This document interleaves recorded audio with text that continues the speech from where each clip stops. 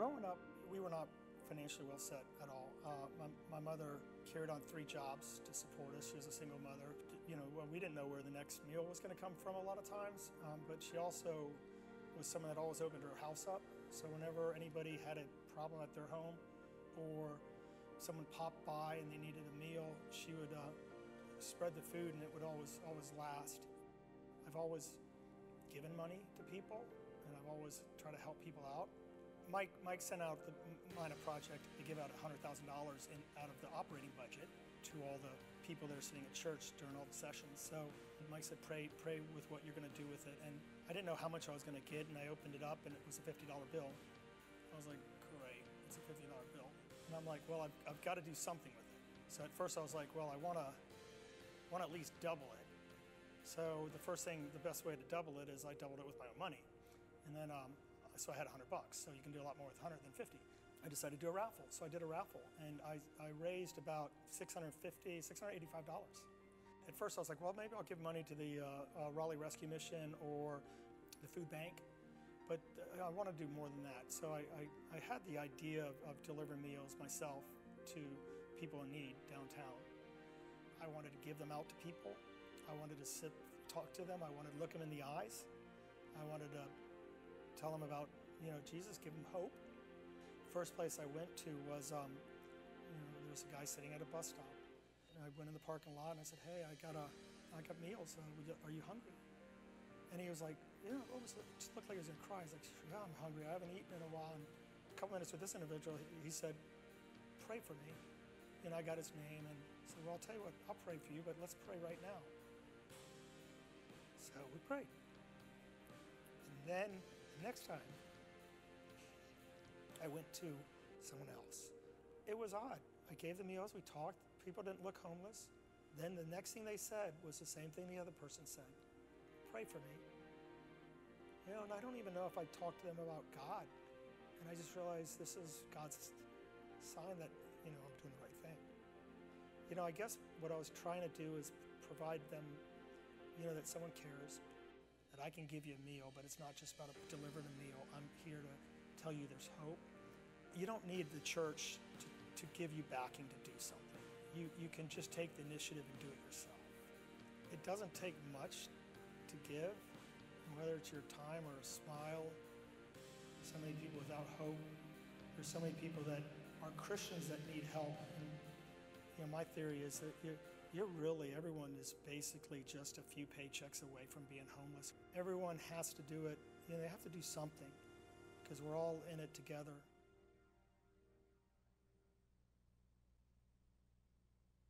Great story, great guy. We're in a series we're calling Unconditional Family, and in this series we're learning how to experience the church family as God designed it to be experienced. And to do that, each week we're looking at a different church value, a family value that we need to incorporate into our lives if that dream of becoming the church family God designed us to be is going to become a reality. And this week we're going to look at the importance of being people of generosity, not only how it impacts our relationships with one another, but how it impacts our relationship with the community. And to do that, I want to look at a really cool story of the Book of Ezra. Don't even turn there because by the time you find it, I'll be finished, okay? So we're going to put the verses up on the screen. If you have your phone app, Get Hope phone app on your smartphone, you can go to that, click on message. All the verses that we're going to be looking at are going to come up. But anyway, to really appreciate the book of Ezra, the story of Ezra, you got to understand the circumstances under which the book was written. And so I'm going to give you a quick seminary course in Hebrew history. It'll be a crash course. Most of us, because we've seen the movie, we know the part about the Exodus, that the Hebrew people were slaves in Egypt for over 400 years. God raised up Moses. He was the deliverer. He led them out of Egypt. He led them across the Red Sea. He led them to the desert, to the promised land. And it's called the promised land because it's the land that God promised to give the Jews. He says, this is going to be your little slice of pie right here, your little part of heaven right here. It's the promised land. And so they get right up to Kadesh Barnea, they get up to the promised land, and God says, now listen, when you get into the land, I want you to wipe out all the inhabitants. I want you to run them out of the land, right? And so Moses thinks, well, if we're going to do that, we better find out what we're up against. So he sends in the spies come back and say, the guys are big, the armies are strong, the cities are fortified. We're not really sure that God can deliver on his promise of giving us the promised land. And so they didn't go in. And you know the story, they wandered in the desert for 40 years. A whole generation died off. Even Moses died off. And 40 years later, they come back to Kadesh Barnea, the exact same place where they were 40 years earlier. And again, God says, now before you go into the land, I want you to remember, when you get there, drive out the inhabitants of the land. And I know what some of you are thinking. If you're new to church, you're thinking, why would God ask them to do that? I mean, that doesn't even seem fair. They were there first. That's their home. But God had told his Hebrew people, I am going to give it to you. It reminds me of what it says in Isaiah chapter 55, verse 8. This is what God says, my thoughts aren't your thoughts, your ways aren't my ways. We don't do things the same way, and I don't have to explain myself to you. Just run out the inhabitants of the land. The problem is the Hebrew people, they went into the land, and they failed to obey God's command. They left the people in the land. So when they settled in their homes, they were surrounded by all these people who worshiped other gods, had other lifestyles, other values, other belief systems. And before long, the Hebrew people, they were hanging out with these guys. You know, the guys were going to sports bars together. The women were getting together and playing bunco, right? And before long, they were dating each other, and then they were falling in love with each other. And before long, they were marrying these people who had other belief systems and other gods. And just as you would expect, the Hebrew people started to make compromises in their allegiance to God. And they weren't following God, and they weren't obeying God, and they weren't following his principles, and they weren't following his precepts. But this is what's interesting. Even though these were rebellious, disobedient people, God would not give up on them. He was head over heels in love with these people. In fact, there's a great verse over 2 Chronicles chapter 36, verse 15. It says this, the Lord, the God of their ancestors, sent word to them, that would be the Jews, through his messengers, and that would be the prophets, again and again, because he had pity on his people. That means that God looked at these rebellious people, this disobedient people that were his chosen people, and out of a heart of compassion, even though they were disobedient, he continued to have patience with them. He continued to encourage them to straighten up, to obey his word, to follow him, but they just wouldn't listen. They just would not cooperate. I mean, they were like a bunch of teenagers, right? And then it says this in verse 16. They mocked God's messengers. They despised his words. They scoffed at his prophets until the wrath of the Lord was aroused against his people, and there was no remedy. In other words, there finally came a time when God said, that is enough. That my patience has run thin. You guys have crossed the line. You're going to have to experience some hard lessons. You're going to have to experience some tough love. So you get to this date, 586 BC, and if you took a history of world civilization in college or even in high school, you remember the date 586 BC. And this is what happened. It says in verse 17, he, and that's a reference to God, he brought up against them, that would be the Hebrew people, the king of the Babylonians, his name was Nebuchadnezzar, who killed their young men with the sword in the sanctuary. He did not spare young men nor young women, the elderly or the infirm. He, Nebuchadnezzar, carried to Babylon all the articles from the temple of God, both large and small, and the treasures of the Lord's temple, and the treasures of the king and his officials. They set fire to God's temple. They broke down the wall of Jerusalem. They burned all the palaces, and they destroyed everything of value there. So think about this. This temple that David planned and eventually his son Solomon built, it's destroyed. Jerusalem is basically reduced to a pile of ashes. Many of the people were executed. Those who weren't executed were taken into to be slaves in a foreign land. And this period of time in Hebrew history is known as the Babylonian Captivity. This is where you get those great stories like Shadrach, Meshach, and Abednego, the three men in the fiery furnace. This is where you get the story of Daniel in the lion's den, right? But these Jewish people, they remained captive in Babylon for 70 years. But in the back of their minds, there was this hope that one day this captivity would end. And it was because of something the prophet Jeremiah said. Jeremiah chapter 29, verse 10. This is what the Lord says. When 70 years are completed for Babylon, I will come to you and fulfill my good promise to bring you back to this place. In other words, I'm going to bring you back to Jerusalem. So God says to his people, after you've been captive in Babylon for 70 years, after you've learned some hard lessons, I am going to free you. In other words, there's going to be a second Exodus. Just as your forefathers exited Egypt and made their way to the promised land, after you've been in captivity for 70 years, you're going to exit Babylon, and you're going to make that 900-mile journey back to Jerusalem. And sure enough, after 70 years, Babylon falls to Persia. The history gets a little bit complicated, maybe even a little boring if you don't like history. But once again, the Bible is proven to be right. Once again, the Bible is proven to be accurate. Because when Babylon falls to Persia, right away there's a king. His name is King Cyrus of Persia. And he looks with favor on the Jews for no logical reason. And he decides that he's going to let them go back to their homeland under the leadership of a guy, one of my favorite guys in the Bible, Zerubbabel. Zerubbabel. If you have a boy on the way, you should name him Zerubbabel. He will probably get beat up a lot, but name him Zerubbabel. Let's just say that together. Zerubbabel. Doesn't that feel good to say, Zerubbabel? It just kind of rolls right off your lips, right? So King Cyrus, he calls in Zerubbabel, and he says, listen, I'm going to send you back to Jerusalem with all the people. He doesn't know that he's fulfilling God's prophecy. He is just doing it. And he says, when you get back to Jerusalem, I want you to rebuild the temple that was destroyed by Nebuchadnezzar. I want you to rebuild the temple to your God. Now make sure you're getting this. Here we have King Cyrus. He is a pagan, unbelieving king. And not only is he sending the Jewish people back to Jerusalem, he's sending them back to build a temple to a God that he doesn't even believe in.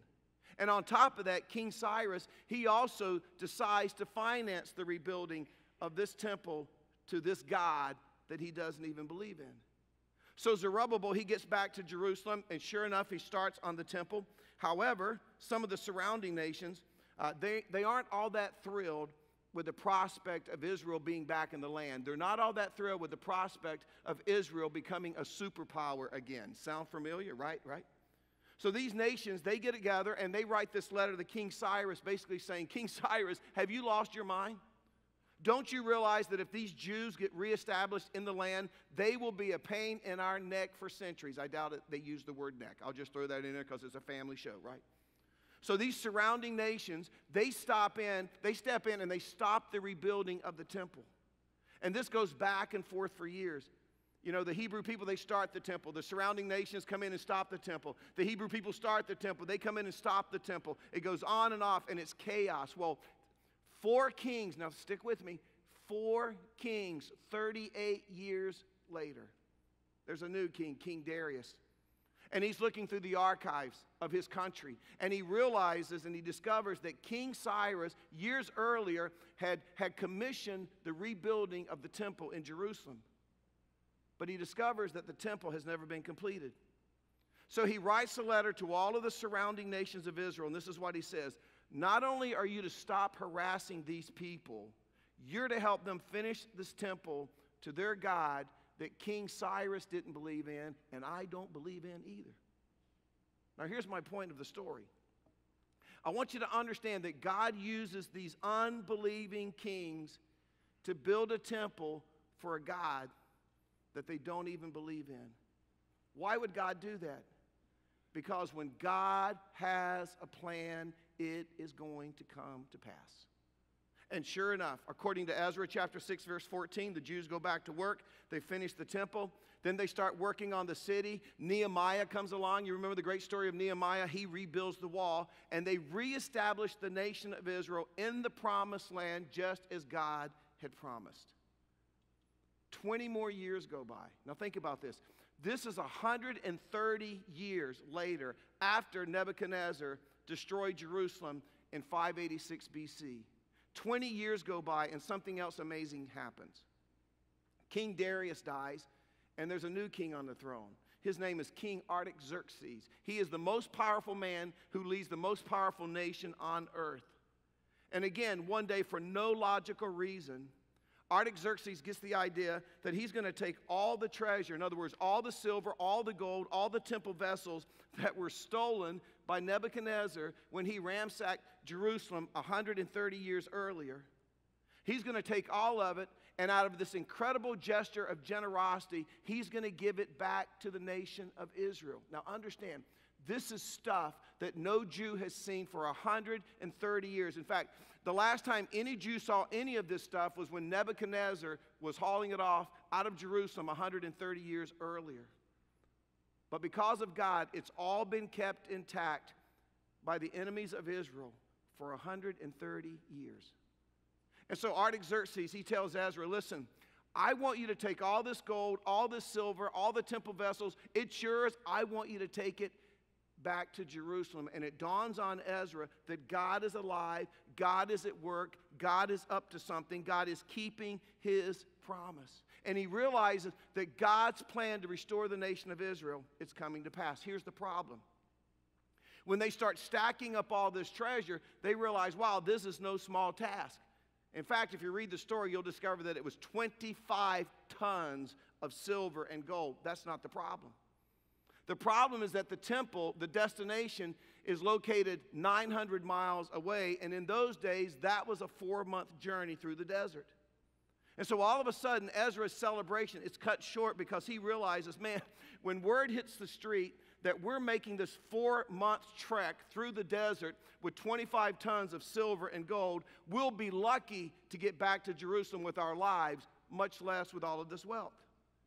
But at the same time, he's trying to keep in perspective. God is at work. God is doing something. God has given them this incredible opportunity. So here's Ezra sitting on this great gift from God. Here's Ezra realizing this is a great opportunity, but he also has this fear deep down inside that he's going to die in the process of trying to get it back to Jerusalem.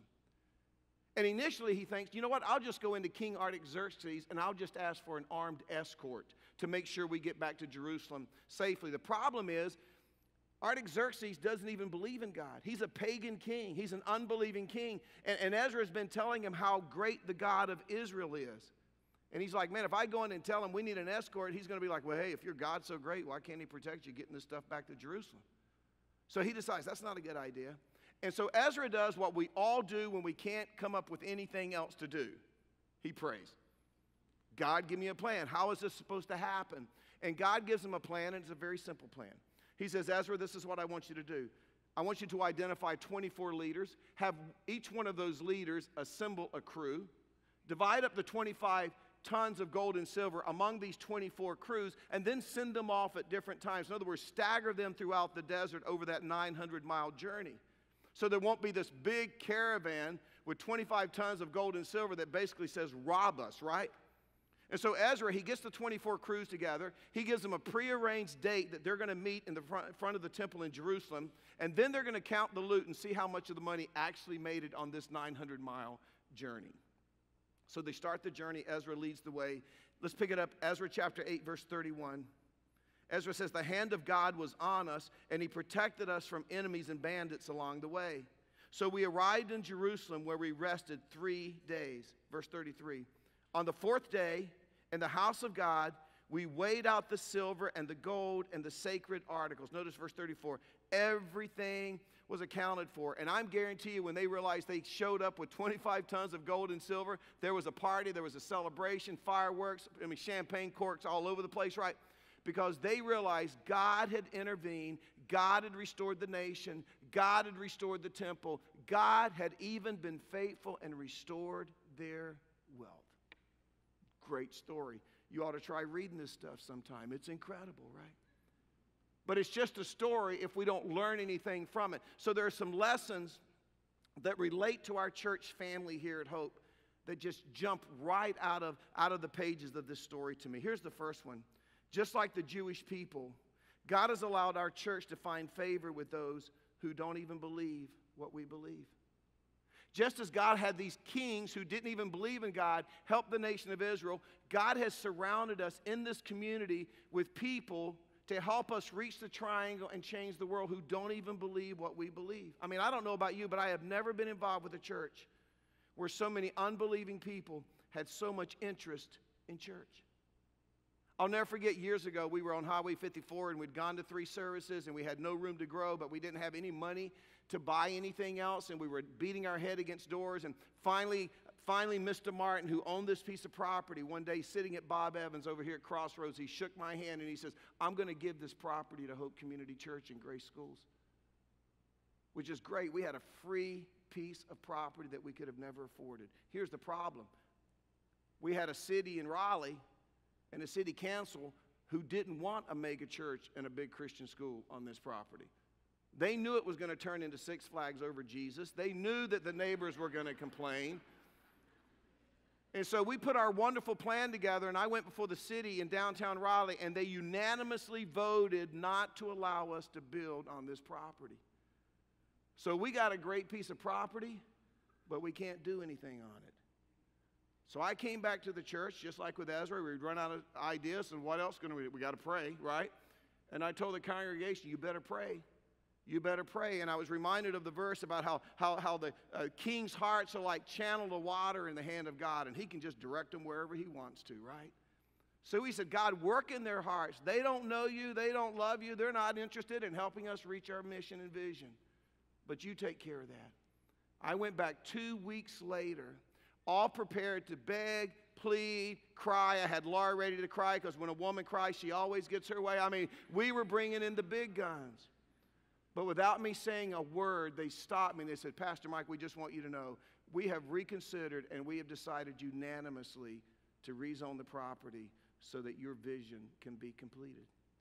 And I'm thinking, here are people who don't even worship the God that we worship. But they're coming alongside of us and saying, go do your thing. We think it's going to be for the betterment of our community. A few weeks ago, I had to have an electrical inspection out at my house, a little project.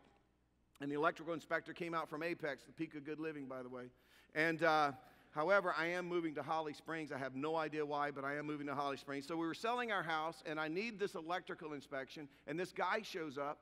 And I said, how long is this going to take? He says, man, we are weeks behind. I'm like, I don't have weeks. He said, don't worry. I'm going to push this through for you in a couple of days. I said, why? He says, because I know who you are. That's usually not good. Never good when people say that. He says, I know who you are. You're the pastor of that church. You're building that big campus in Apex. And I said, oh, where do you go to church? Automatically assuming he must be a Christian. He said, I don't go to church. I hunt and fish. Well, I'm like, you'd fit right in at Hope. We got people who only come about once every 3 months. Hunt John Brown during hunting and fishing season, right? But he said, no, I'm not into that stuff. But I just believe that what you guys are going to do in Apex is going to impact and change our community. And I'm going to do my part to make sure that that building is completed as quickly as possible. And he said, by the way, when you have your opening weekend, make sure you invite me. I want to be there. And I'm thinking, here's a guy who's openly saying, I don't really care about this stuff. But God uses a person. Listen, a couple of weeks ago when I talked about serving selflessly, there was a young, like 25-year-old guy who met me under the portico outside after the service. And he says, you don't know me. I've been going here for a few months. I don't really believe this stuff. I'm not even sure there really is a God. But I like this idea of serving. You think I could serve around here? Could I at least park cars or something? I'm like, are you kidding me? I can't even get the Christians who go here to serve. And here you're telling me you're not a Christian, but you want to serve. What's wrong with this picture? And we have story after story like that. And I don't know how long it's going to last.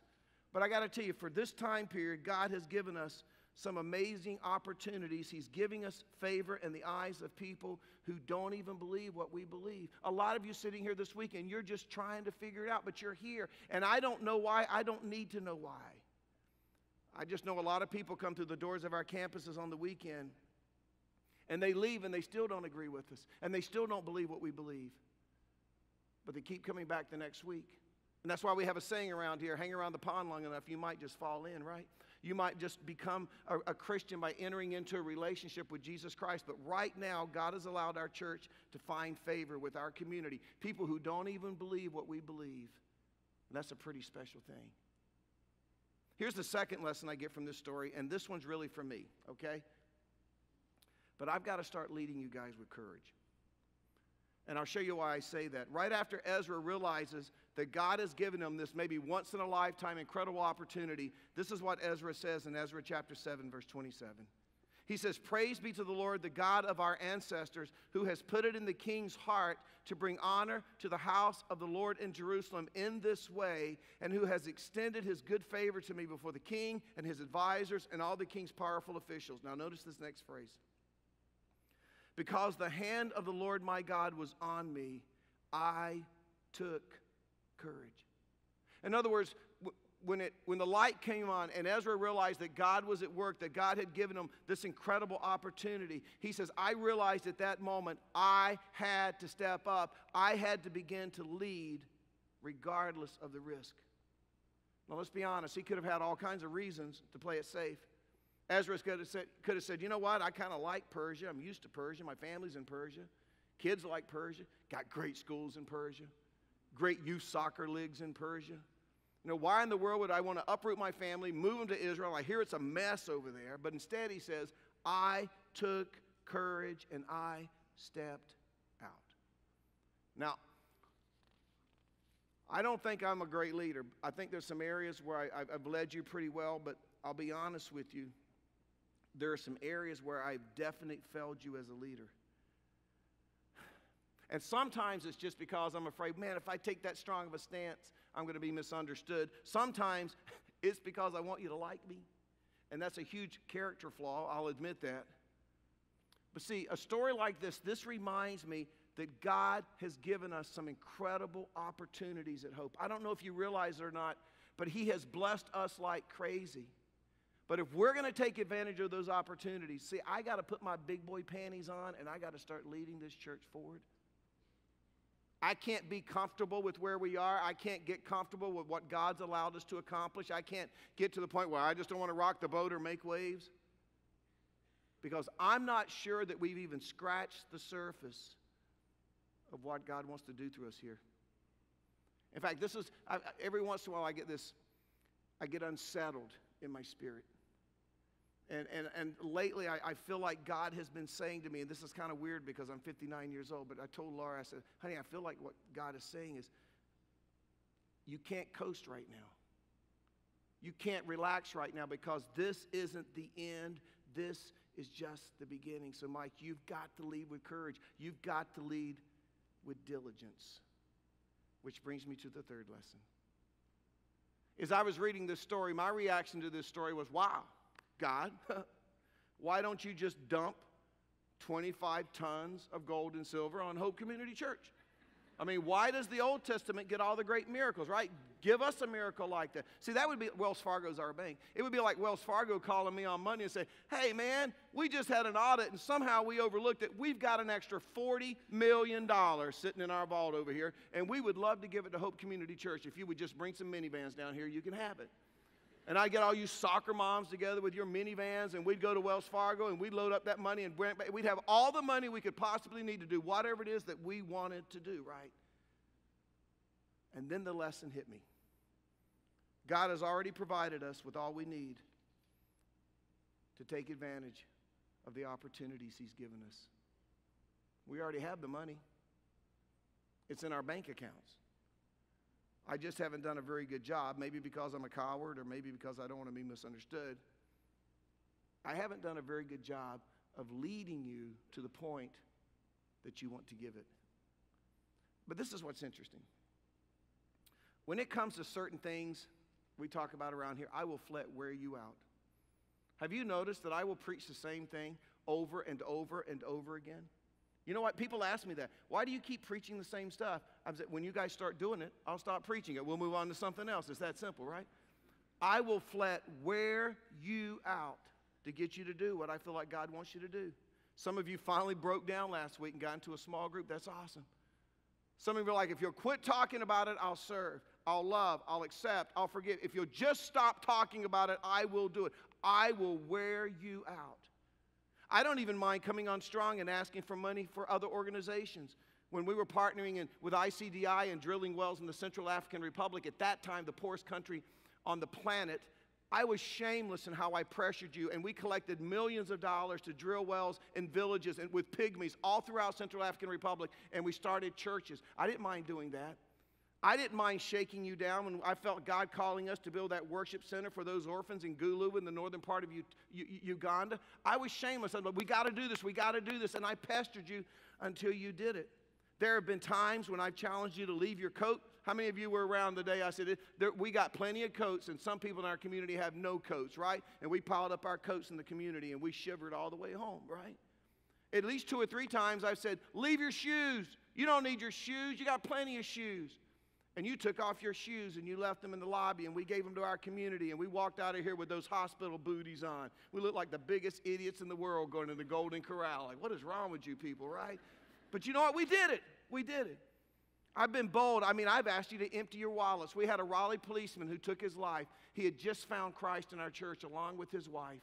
They left a widow with a 1-year-old and a 2-year-old. And I remember sitting up here that weekend and saying, we're going to do something for this new widow. Don't you dare leave this room with any money in your wallet or your purse. And we'd put people at each door with a box, and everybody's emptying their wallet and emptying their purses. And we collected that day while you walked out of this auditorium $66,000 and gave it to this widow so she could move forward with her life. There are times I have been bold, but I'm telling you, when it comes to me pushing you that strong about your financial commitment and generosity to this church family, I'm a little bit of a wuss, and I will admit it.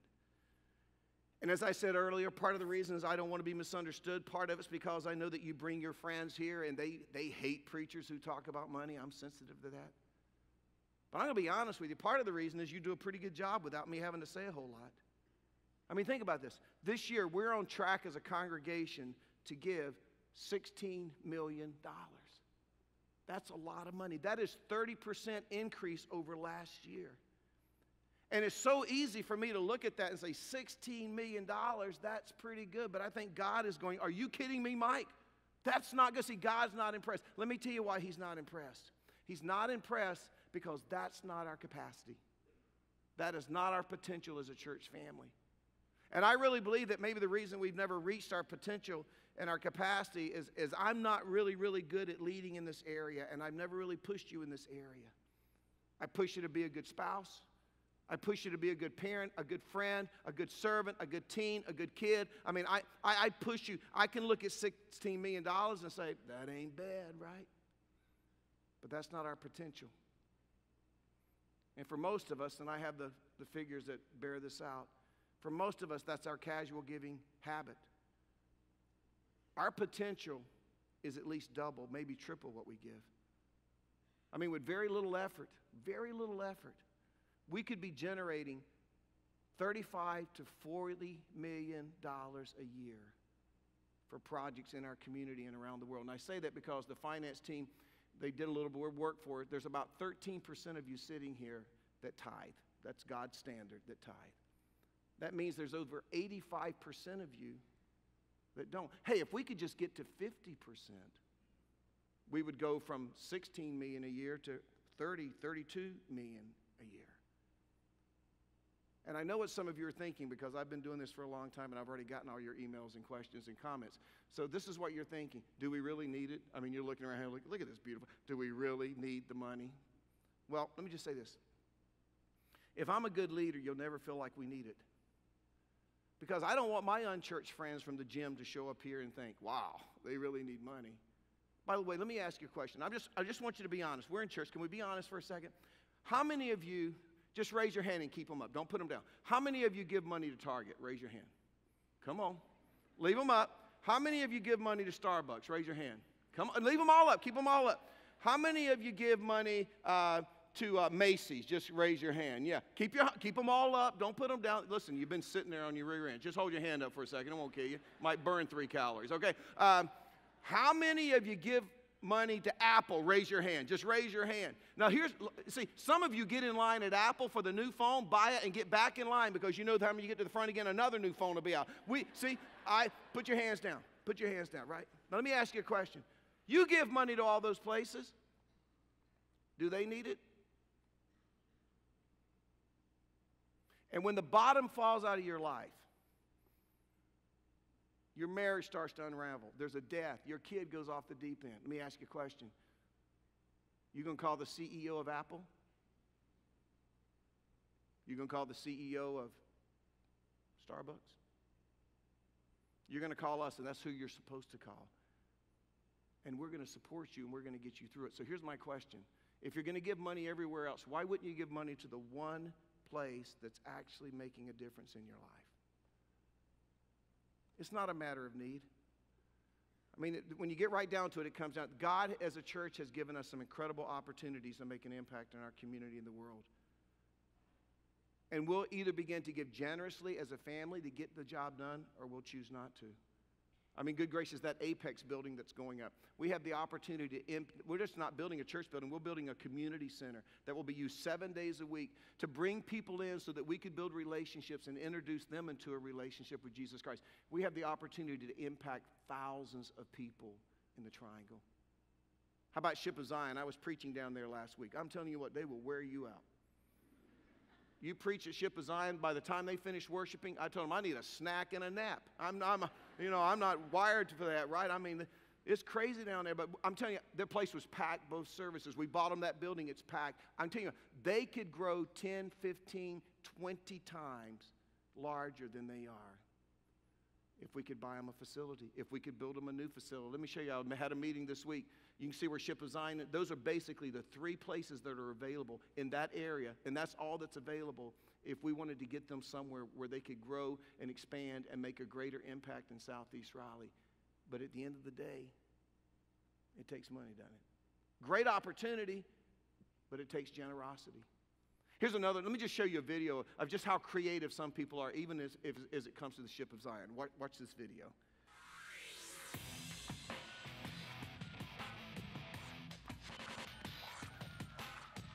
From the first time I went to Hope a few years ago, when a friend led me there and then led my family there, I really valued the vision of reaching people where they are and help them grow in their relationship with Christ. And I think part of the Ship of Zion and the pantry and what they've done there is created a place for people to be reached and to connect. What we see for the Shipyard is really an extension of what's already been done with the ministry at Ship of Zion. What we really want to do is create a safe and comfortable environment. The reality is a lot of people don't have access to a gym or a fitness training facility that they can afford that's within reach. We're looking to reach young people in the community where obviously it's underserved and they're at risk, and if they didn't have this kind of resource, they might look for other ways to spend their time.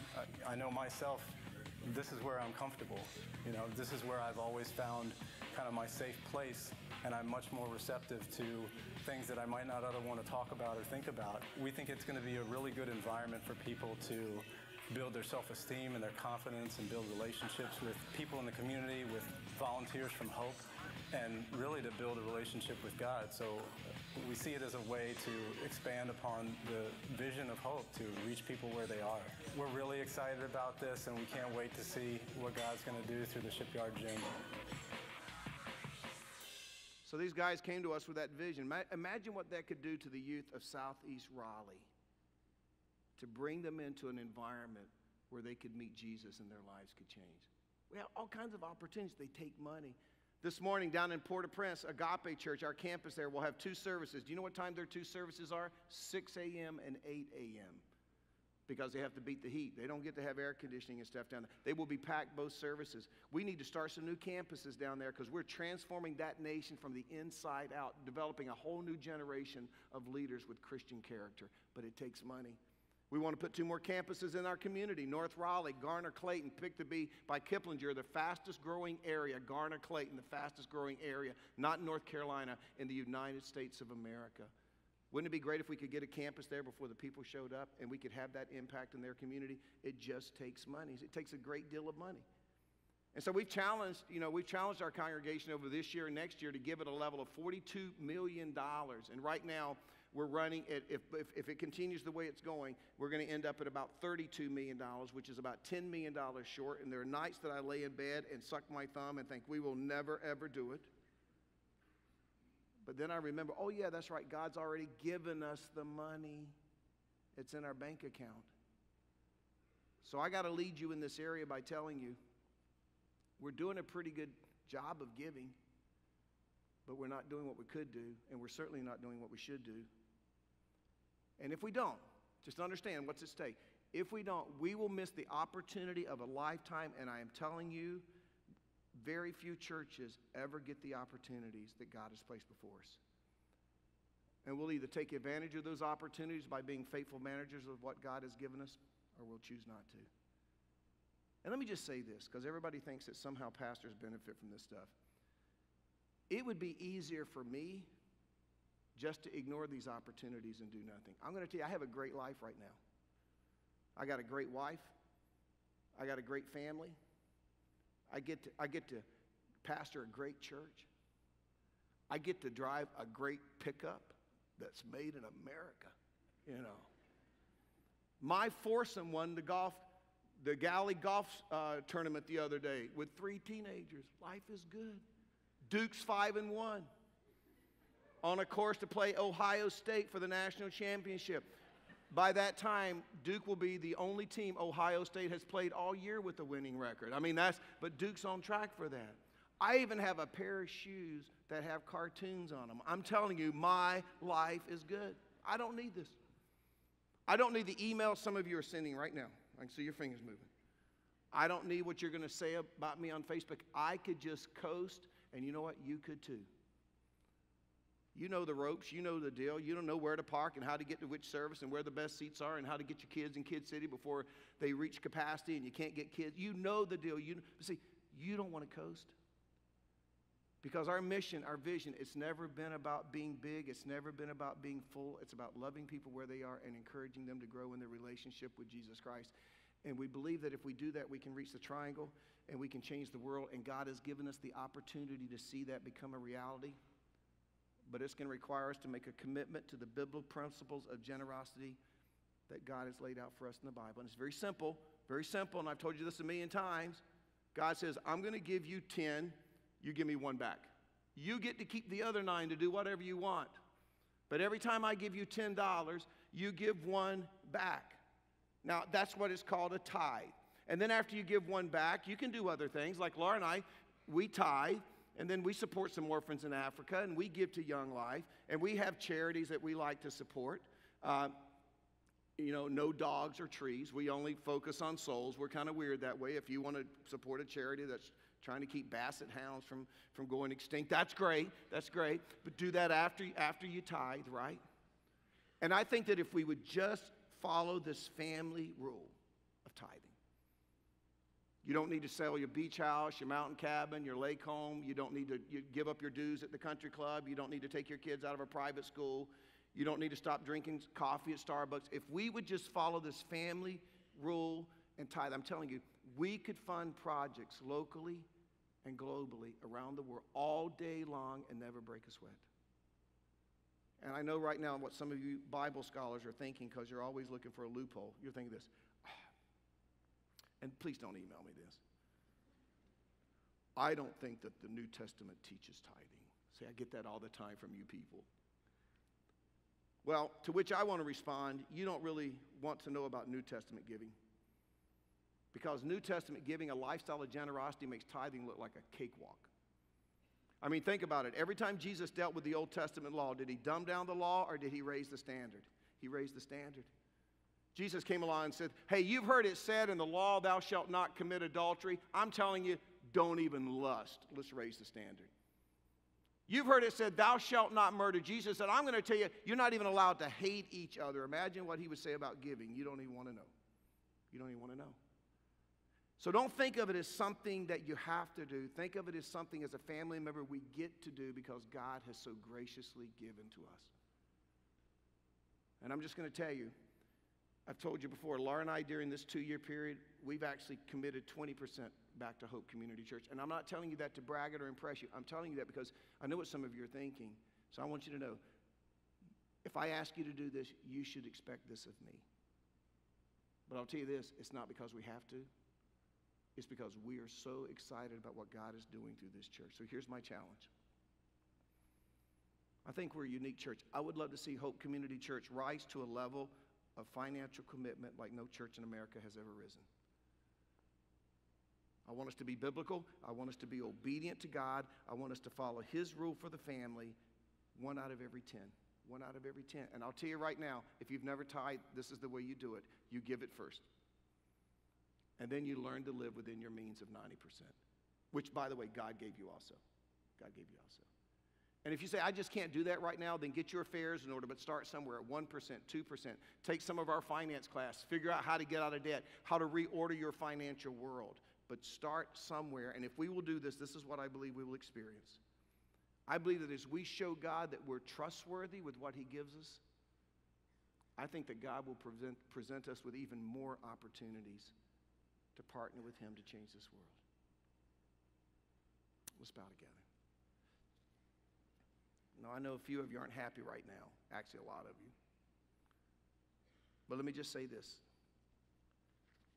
At the end of the day, this is not a money issue. This is a heart issue. In fact, Jesus is the one to say, where your heart is, that's where your treasure is going to be. So you just think about it, you pray about it, and you be honest before God and say, God, is this a money issue or is this a greed issue? The only way to break the power of greed in your life is to give. Father, thank you for the opportunity we have to partner with you. What an honor. What an honor. And I pray that as a church, we would just be a good, healthy family, and we would be good managers and good stewards of what you've given us so that we can take advantage of the opportunities that you've put in front of us. That we can see lives transformed and marriages put back together. We can see healing take place. We can see this old, sick, dying world restored into a relationship with you. Give us the passion to do that and the courage to be obedient to you. In your name we pray.